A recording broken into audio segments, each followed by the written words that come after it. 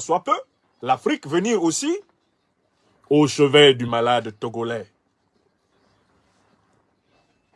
Vous organisez une présidence à vie chez vous, et puis vous voulez être médiateur chez les autres. Il y a un petit problème quand même.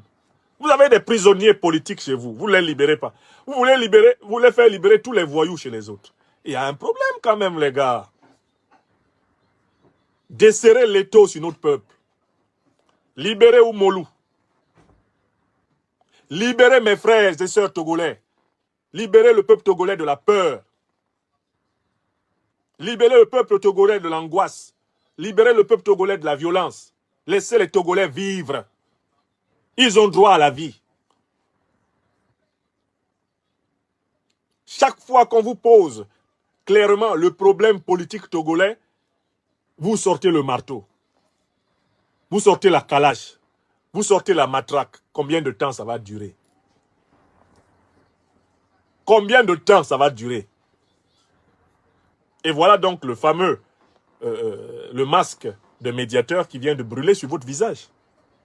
Parce que ce que vous êtes en train de faire, vous avez refusé de recevoir la médiation de la CEDEAO et vous voulez déguiser cela comme un acte anticolonial. Quel anticolonialisme? Pour être anticolonialiste, il ne faut pas être sous la tutelle de l'OTAN. Il ne faut pas être sous la tutelle des officiers israéliens. Il ne faut pas être sous la tutelle de la France-Afrique. Il faut accepter d'ouvrir un dialogue national inclusif pour donner des chances au Togo d'être une terre heureuse pour toutes ses filles et tous ses fils. Et l'opposition sera obligée, dans ces conditions, de mettre aussi de l'eau dans son vin, parce que ces dirigeants n'ont pas toujours eu une exemplarité. Parce que moi aussi, j'ai étudié l'histoire des dirigeants de l'opposition. Beaucoup d'entre eux sont des anciens ministres de Yadema. Donc il faut aller doucement là. Le Togo peut être sauvé, à condition que tout le monde fasse preuve d'humilité. À commencer par M. Faure Gnassingbé. À commencer par M. Faure Gnassingbé, il faut qu'il baisse un peu son niveau de prétention à contrôler le pays. C'est-à-dire qu'il se comporte comme si le Togo était sa femme.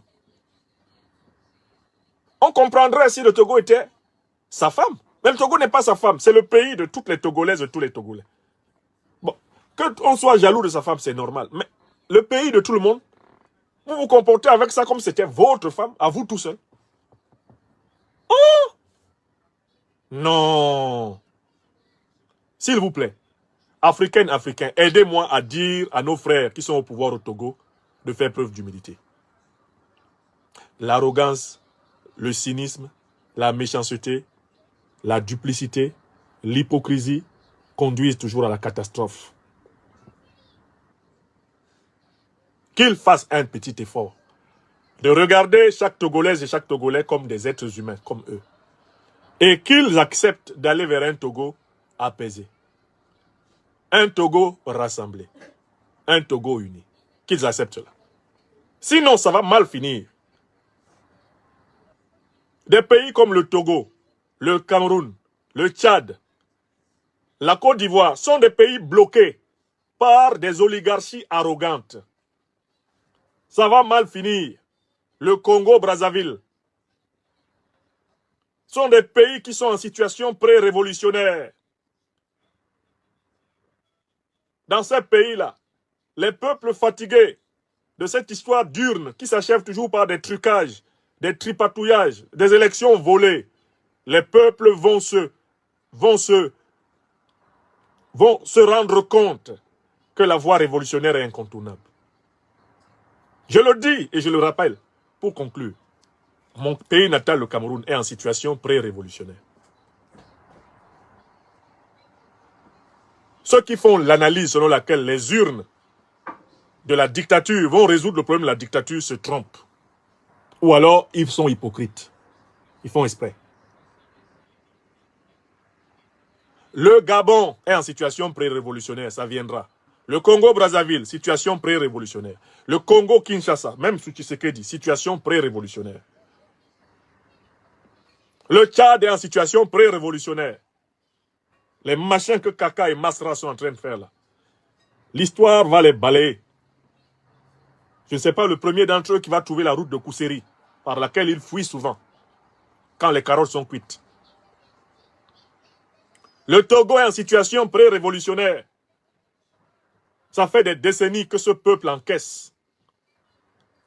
Le système peut se désorganiser à une vitesse que vous ne pouvez même pas imaginer. C'est une situation pré-révolutionnaire. La Côte d'Ivoire est dans une situation pré-révolutionnaire. Et il n'y a que les aveugles d'esprit qui ne voient pas ce que je vois. Mais mon rôle est de dire certaines vérités longtemps avant que les événements qui leur équivalent ne se déroulent dans le siècle. Ça fait bien 2h30 que nous avons traversé ensemble l'actualité politique continentale. Je ne pouvais pas traiter de tous les sujets. Il y en a tellement. J'ai choisi de vous parler du Tchad, du Cameroun,